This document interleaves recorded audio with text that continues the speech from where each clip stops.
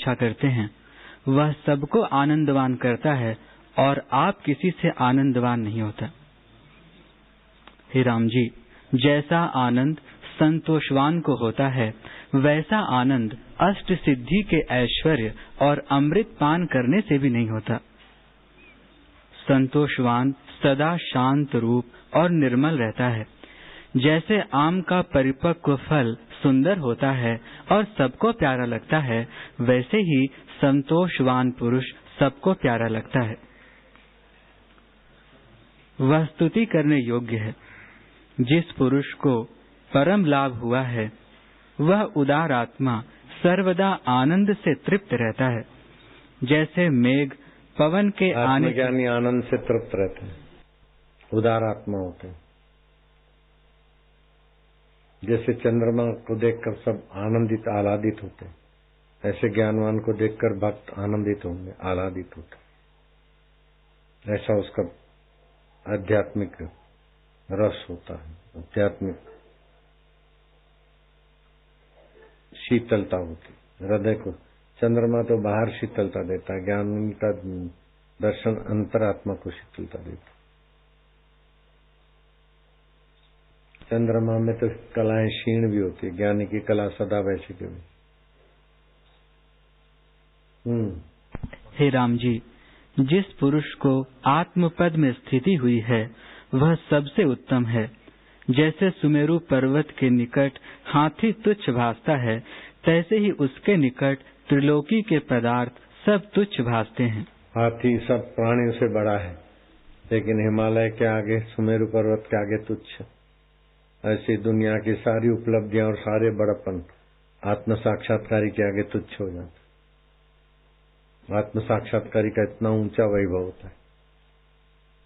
राजे महाराजे इंद्र तो ये सब छोटे हो जाते। ऐसा आत्मज्ञान का वैभव है। हे राम जी, उस आत्म तत्व में स्थित हो रहो। जिस पुरुष ने ऐसे स्वरूप को पाया है उसने सब कुछ पाया है, और जिसने ऐसे स्वरूप को नहीं पाया उसने कुछ नहीं पाया। जिस पुरुष को आत्म पद में स्थिति होती है वह बलवान है। सब बलवानों में तत्ववेत्ता उत्तम है, उसके आगे सब लघु हो जाते हैं और उसे किसी पदार्थ की अपेक्षा नहीं रहती। आत्मज्ञानी के आगे सब लघु हो जाते, छोटे हो जाते। इंद्र भी छोटा हो जाता, प्रधानमंत्री भी छोटा हो जाता, बड़ी बड़ी डिग्री वाले भी छोटे हो जाते। ये तो प्रत्यक्ष देखा होगा। महाजय जयकार की डिग्रियां हैं। रूप नारायण है मेरठ में, इस युग का सबसे ज्यादा विद्वान। 5 देशों ने विश्लेषण किया। 5 देशों में हिंदुस्तान एक, 4 दूसरे देश। 5 देशों में सबसे ज्यादा डिग्री विद्वान रूप नारायण। अभी रिटायर हो गए। बाबा मैंने बीए बीएड किया, एमए एमएड किया, पीएचडी किया, ये किया वो किया, कईयों को पीएचडी कराया, डिलीट किया है। इतनी सारी डिग्रियां हैं कि 5 देशों में सर्वोपरि विद्वान मेरे को घोषित किया। वो दीक्षा लिया, उसके बाद उसको भी शांति। अभी जीवित है, रिटायर हो गए। ज्ञान का कैसा महिमा है। 3 पढ़े हुए और महाजय जयकार हो रहा है। और तुम भी 3, पहले 2 थे, अब 3 हो गए। हम भी 3 पढ़े और तुम भी 3। जिसको देवताओं का राज्य प्राप्त होता है वह भी ऐसा प्रसन्न नहीं होता, और जिसको सुंदर स्त्रियां प्राप्त होती हैं वह भी ऐसा प्रसन्न नहीं होता जैसा ज्ञानवान प्रसन्न होता है।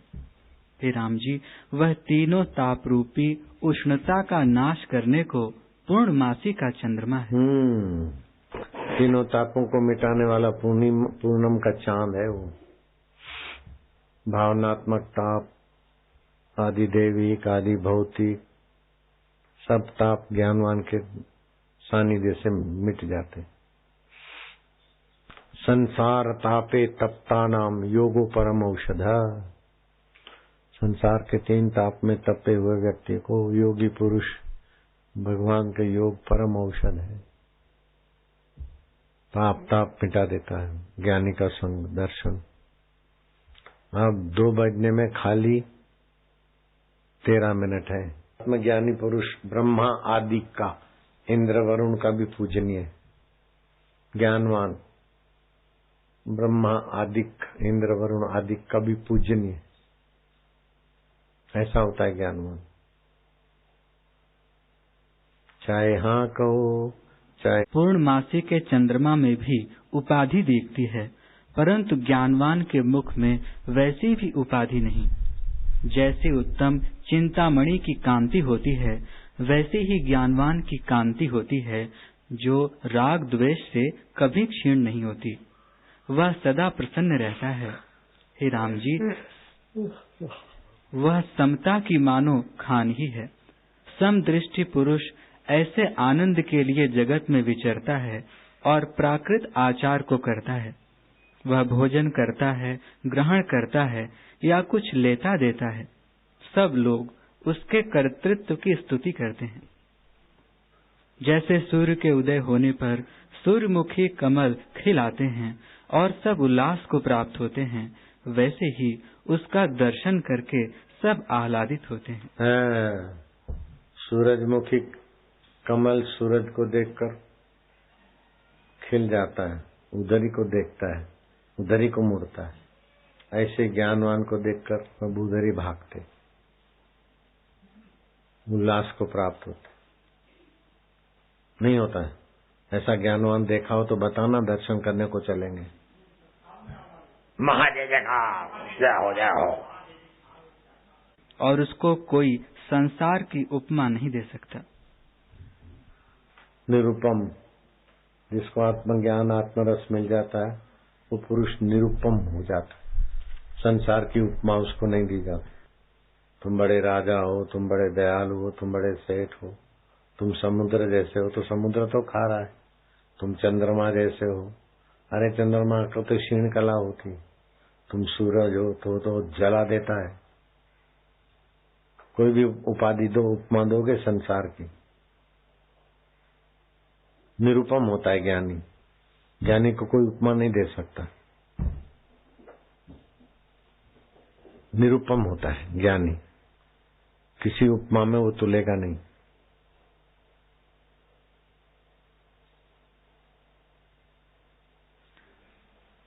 उसको बोलो तुम तो प्रधानमंत्री जैसे हो, तो तुमने उनको गाली दिया। तुम तो इंद्र जैसे हो, तो भी तुमने गाली दिया। तुम तो चंद्रमा जैसे हो, तो भी तुमने गाली दिया। तुम सूरज जैसे हो, तो भी गाली दिया। आत्म साक्षात्कारी पुरुष को कोई उपमा नहीं दे सकता।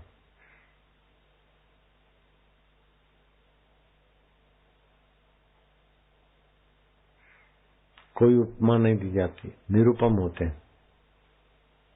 आत्मा निरुपम है ना, परमात्मा ब्रह्म निरुपम है।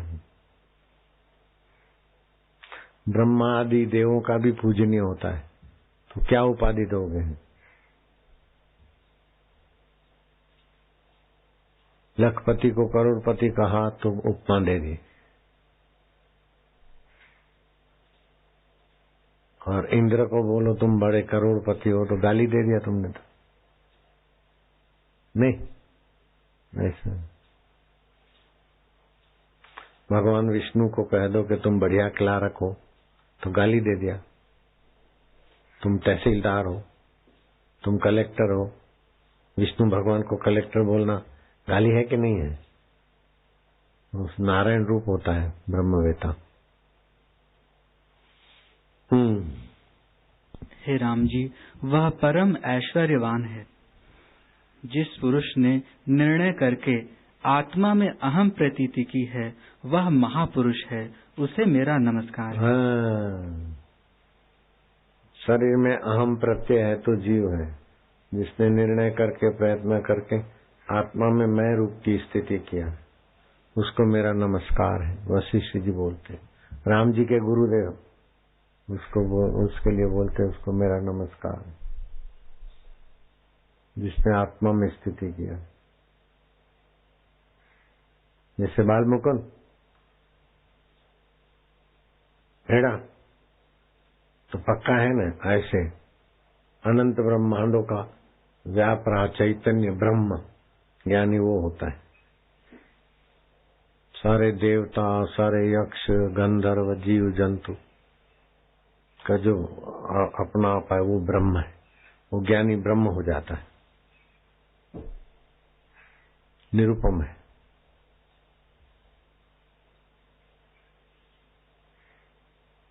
देवता राक्षस नहीं होता, राक्षस देवता नहीं है, लेकिन ज्ञानी दोनों है।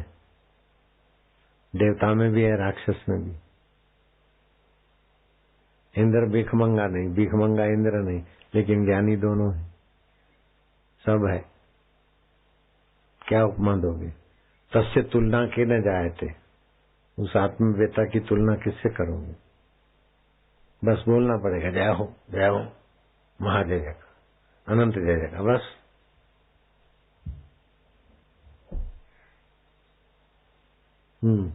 हे राम जी, जैसे माता की पुत्र पर दया और ममता होती है, वैसे ही वे सब पर दया करते हैं और अपने निश्चय में उदासीन रहते हैं। जैसे आकाश किसी का स्पर्श नहीं करता, वैसे ही वे किसी से लिप्त नहीं होते। जितने जगत में रस हैं, वे उनको विरस होते हैं। जैसे फूल की चोट से सुमेरु पर्वत चलायमान नहीं होता, वैसे ही दुख सुख की प्राप्ति से वे डिगते नहीं, सदा स्वभाव में। जैसे फूल की चोट, गुलाब का फूल की चोट सुमेरु को डगायमान नहीं कर सकती, ऐसे ज्ञानवान को कोई भी बाहर की परिस्थिति हिला नहीं सकती।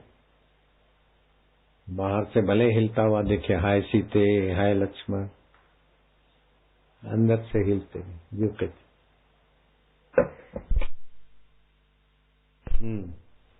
हे राम जी, वह हृदय से शीतल रहता है, कर्म करता है, परंतु कर्म में अकर्म को जानता है।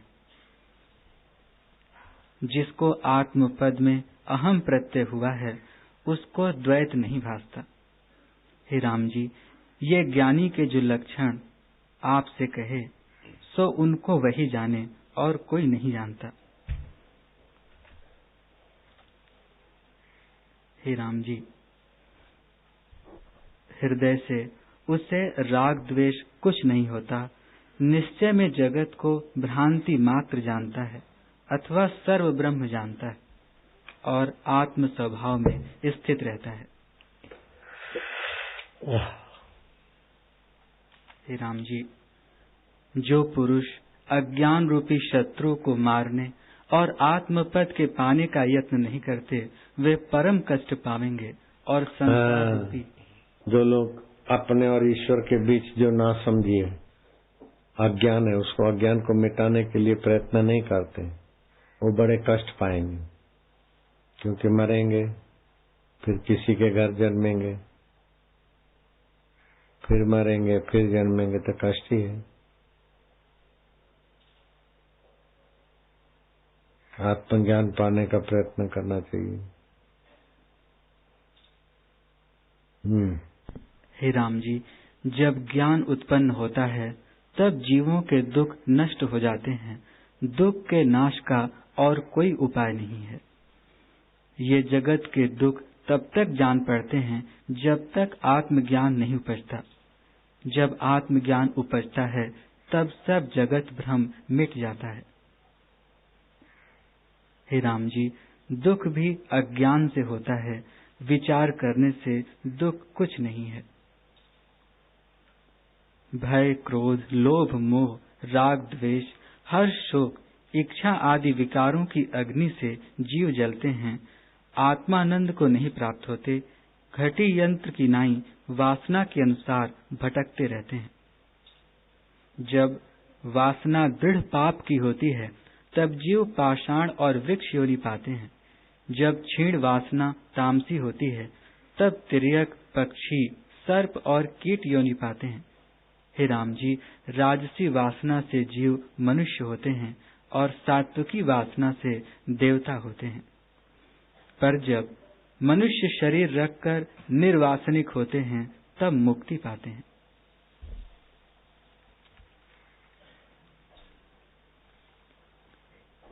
हे राम जी, जो पुरुष स्वरूप में स्थित नहीं हुए, वे संसार मार्ग की ओर दृढ़ हुए हैं, उनका जीना वृथा है।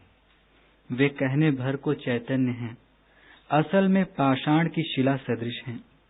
जैसे लुहार की धोंकनी से पवन निकलता है, वैसे ही उनकी सांसें वृथा हैं। वे घटी यंत्र की नाई वासना में भटकते हैं, आत्मानंद को प्राप्त नहीं होते। हे राम जी, जिनकी आत्म पद में स्थिति हुई है, उनको दुख कभी स्पर्श नहीं करता। यदि प्रलय काल का पवन चले और पुष्कल मेघ की वर्षा हो, बड़वाग्नि लगे और 12 सूर्य तपें, तो भी वे ऐसे क्षोभों में भी चलायमान नहीं होते, क्योंकि वे सब ब्रह्म स्वरूप जानते हैं। जैसे तृण से पर्वत चलायमान नहीं होता, वैसे ही बड़े दुखों से भी चलायमान नहीं होते। हे राम जी, दुख तब होता है जब आत्मा से भिन्न कुछ भासता है, पर उनको तो आत्मा से भिन्न कुछ भासता ही नहीं। हे राम जी, जिस पुरुष ने ऐसे अनुभव को नहीं पहचाना जिससे सब कुछ सिद्ध होता है और उसे छिपाया है, वह महामूर्ख और आत्महंता है। वह महा आपदा के समुद्र में डूबेगा। जिसको अपने स्वरूप में अहम प्रत्यय हुआ है, उसको मानसिक दुख कभी स्पर्श नहीं करता। जैसे पर्वत को चूहा नहीं चूर्ण कर सकता, वैसे ही उसको दुख स्पर्श नहीं करता। जिसको आत्मा में अहम प्रत्यय नहीं, उसको शांति नहीं प्राप्त होती। जैसे बवंडर में उड़ा हुआ तृण स्थिर नहीं होता, वैसे ही देह अभिमानी को कभी शांति नहीं प्राप्त होती। जो अपने शुद्ध स्वरूप को त्याग कर अपने को देह से मिला हुआ जानता है, वह क्या करता है? चिंतामणि को त्याग कर राख को अंगीकार करना और शुद्ध चिन्मात्र अपने स्वरूप को त्याग कर देह में आत्म अभिमान करना दोनों समान है। हे राम जी, जब जीव अनात्मा में आत्माभिमान करता है, तब अपने को विकारवान और जन्मता मरता मानता है, और जब देहाभिमान को त्याग कर आत्मा को आत्मा मानता है, तब न जन्मता है, न मरता है, न शस्त्र से कटता है, न अग्नि से जलता है, न जल में डूबता है, न पवन से सूखता है, क्योंकि वह निराकार, अविनाशी और चिदाकाश रूप है। शरीर के काटने से आत्मा नहीं कटता, शरीर के जलने पर आत्मा नहीं जलता। संपूर्ण विश्व भस्म हो जाए तो भी आत्मा भस्म नहीं होता। आत्मा नित्य, शुद्ध, अनंत, अच्युत रूप है, कभी स्वरूप से अन्यथा भाव को नहीं प्राप्त हुआ। हे राम जी, न मुझको जन्म है और न मृत्यु है, सुख की इच्छा नहीं, न कुछ हर्ष है न शोक है। जैसे रस्सी में सर्प और स्वर्ण में आभूषण कल्पित हैं, वैसे ही आत्मा में यह वशिष्ठ नाम रूप है। मैं देश काल वस्तु के परिच्छेद से रहित अनंत आत्मा, नित्य, शुद्ध और बोध स्वरूप हूँ।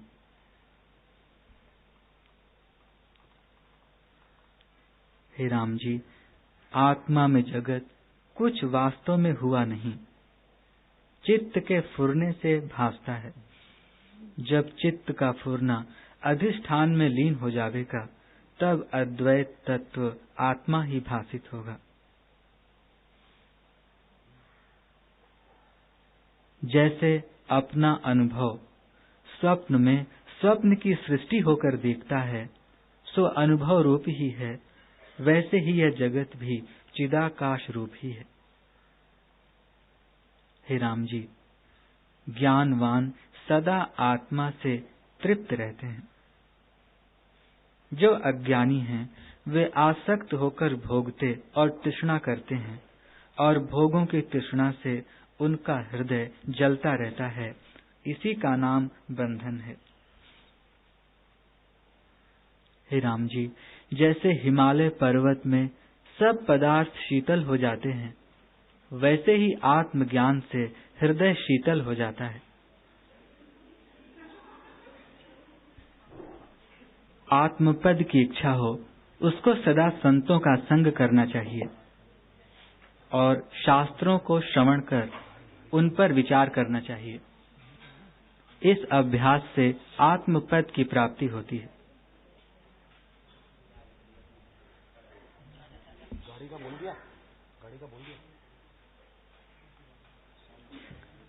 हे राम जी, जीव प्रमाद से ही जड़ता को प्राप्त हुए हैं।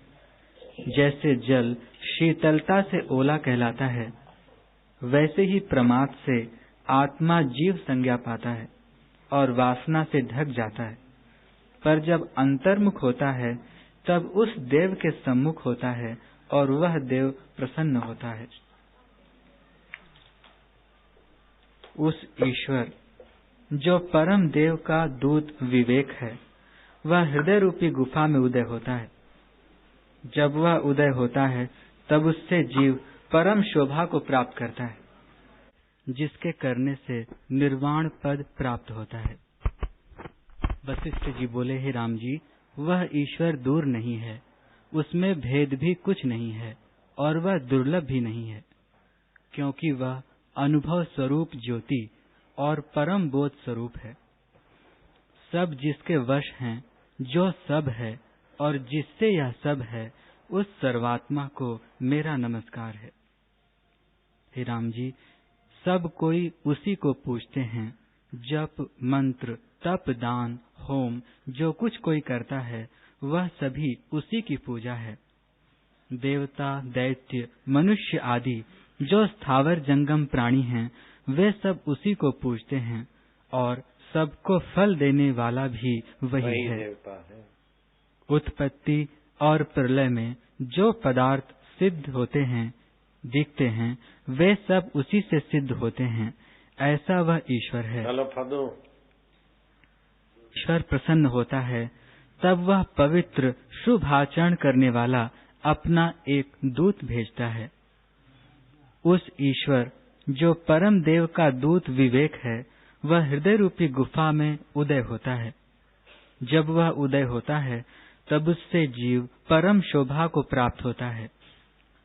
जैसे चंद्रमा के उदय होने पर आकाश शोभा पाता है, वैसे ही वह पुरुष शोभा पाता है।